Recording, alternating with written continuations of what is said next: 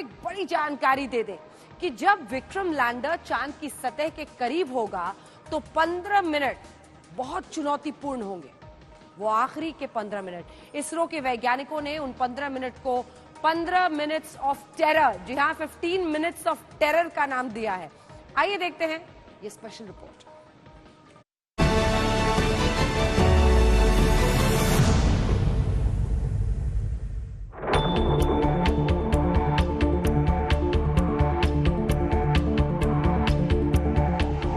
इस वक्त जो आप अपनी टीवी स्क्रीन पर देख रहे हैं, ठीक ऐसे ही चंद्रयान 3 की चांद पर लैंडिंग होगी।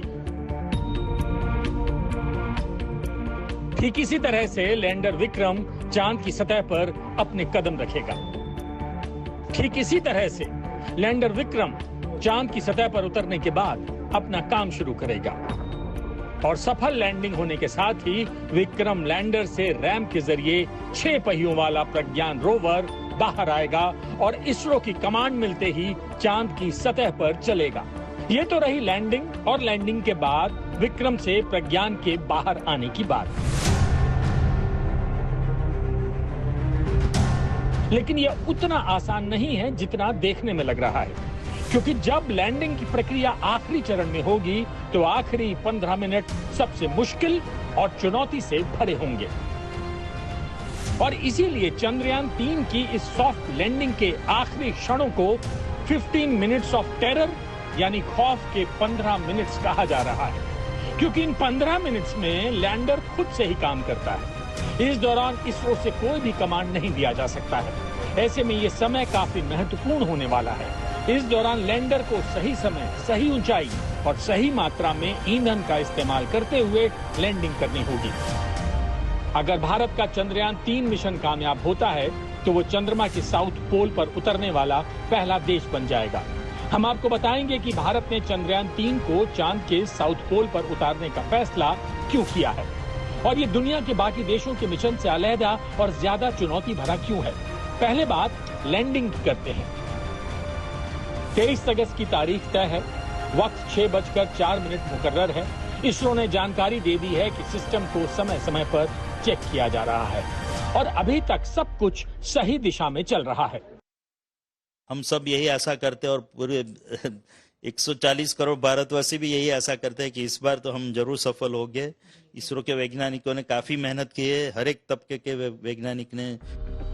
चंद्रयान 3 की सफलता की गारंटी चंद्रयान 3 पर लगे कैमरे से भेजी गई तस्वीरें भी ले रही हैं। चंद्रयान ने 70 किलोमीटर की दूरी से लैंडर पोजीशन डिटेक्शन कैमरा यानी LPDC की मदद से चांद से ये तस्वीरें खींची हैं। चंद्रयान 3 फिलहाल चांद पर लैंडिंग के लिए सटीक जगह खोज रहा है।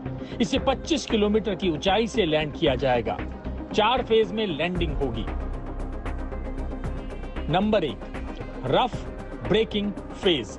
इस वक्त लैंडर लैंडिंग साइट से 750 किलोमीटर दूर होगा और स्पीड 1.6 किलोमीटर प्रति सेकंड होगी। यह फेज 690 सेकंड तक चलेगा।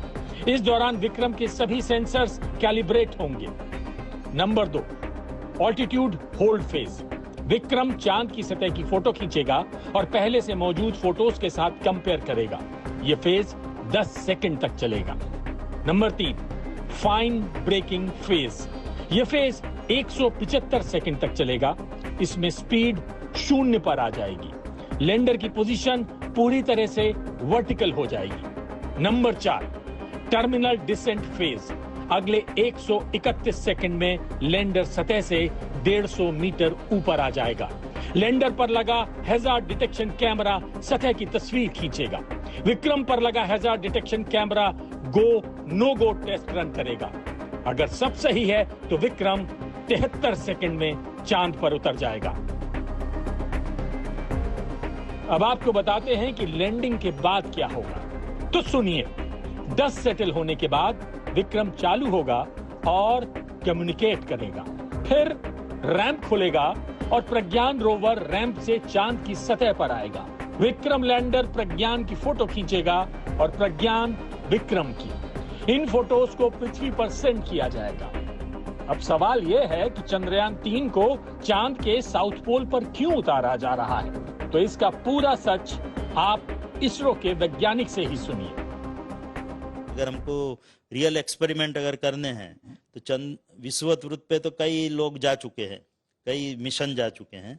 हम इस बार साउथ पोल पे जाते हैं, दक्षिण ध्रुव पे, जहाँ की जमीन तो एक तो हैजार्डस है ही, क्योंकि वहाँ पे क्रेटर्स और बोल्डर्स, जो कि चंद्र की एक विशेषता है, बहुत बड़े गड्ढे भी हैं और ऊंचे ऊंचे बड़े बड़े पत्थर भी हैं। तो ऐसी जमीन पे जाके, और वहाँ पे क्योंकि संभावना ये है कि वहाँ पे हाइड्रोक्सिल मॉलिक्यूल या वाटर मॉलिक्यूल होने की संभावना ज़्यादा है, क्योंकि वहाँ पे वो चंद्र का दूर का भाग है, जहाँ पे ये संभावना होती है कि जो पानी अगर था पहले तो वो प्रिजर्व हुआ होगा कुछ अलग अलग फॉर्म में। तो वहाँ पे जाके अगर हम प्रशिक्षण करें, एक्सपेरिमेंट करें, तो हमको और भी वहाँ से वैज्ञानिक माहिती मिल सकती है। चांद के साउथ पोल पर लैंडिंग सबसे मुश्किल और जोखिम भरी है, लेकिन जिसकी खोज में दुनिया लगी है, चंद्रयान 3 उसी खोज को पूरा करने का सपना साकार करने जा रहा है। बेंगलुरु से नेहा बाथम के साथ आज तक ब्यूरो। और अब आइए आपको बेंगलुरु लिए चलते हैं, जहां चंद्रयान 3 की सफल लैंडिंग के लिए तैयारियां पूरी हो चुकी हैं। आज तक की संवाददाता नेहा बाथम आपको एक प्रोटोटाइप के जरिए समझाएंगी कैसे चांद की सतह पर लैंडर विक्रम के कदम पड़ेंगे और ये कितना चुनौतीपूर्ण होगा। पूरे देश की निगाहें इस वक्त चंद्रयान 3 पर टिकी हुई हैं, लेकिन इसे एक प्रोटोटाइप के जरिए अगर हम बेहतर तरीके से समझ सके तो हमारे साथ गलगली साहब मौजूद हैं। लास्ट 15 मिनट कितने क्रूशियल हैं, जिससे डेंजर 15 मिनट्स का It is extremely crucial. There are many things happening during that time, which each one of them is challenging. For example, this will be going round at a speed of 6,000 kilometers per hour. Okay, and from there, by using the boosters, it has got these engines, as you can see. It will be actually moving like this, and when these engines are fired, they will push it in the opposite direction, and the speed will reduce. Okay, from something like 6,000 kilometers per hour to something like 1,300 kilometers, it will be reduced. What they do is, this is done about 750 kilometers away from the intended site. So this will happen for about 10 minutes, and it will travel a distance of about 700 odd kilometers. Post that, okay, it takes a small break. Then it finds out if it is there at the right place for about 10 seconds. Post that, again this one is done. Okay, slowly speed is reduced. It is brought down to 0.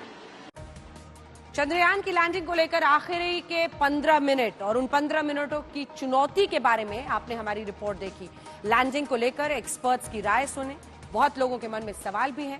कुछ इसी तरह से विक्रम की landing के बाद इस mission की शुरुआत होगी,